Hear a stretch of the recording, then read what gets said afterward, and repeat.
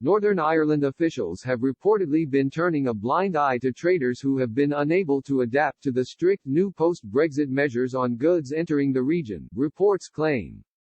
Brexit negotiations regularly faltered over the issue of the Irish border until Prime Minister Boris Johnson and then Taoiseach Leo Varadkar settled on the Northern Ireland Protocol.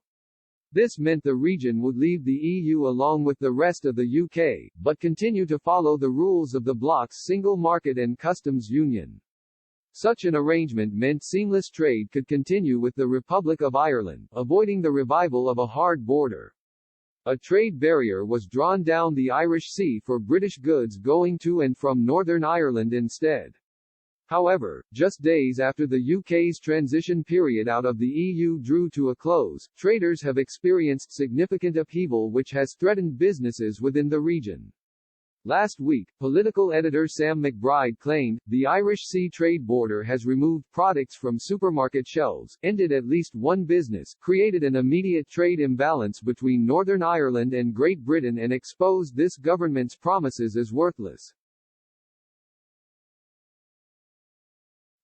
He alleged that the full regulatory and customs border is still barely being enforced in key areas, while various other new rules will not be implemented until April.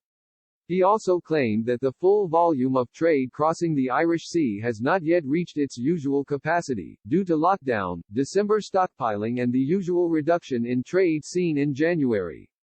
There will be additional fees for sending items across the border down the sea as the journey will now hike the cost up, which will lead to less competition across the market and enabling product prices to soar.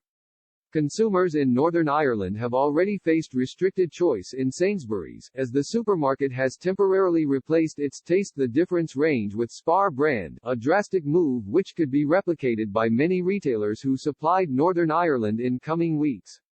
Marks & Spencer also temporarily withdrew hundreds of products in Northern Ireland due to the restrictions over the Irish Sea, even though the chain managed to operate in the region even during the difficulties of the Troubles.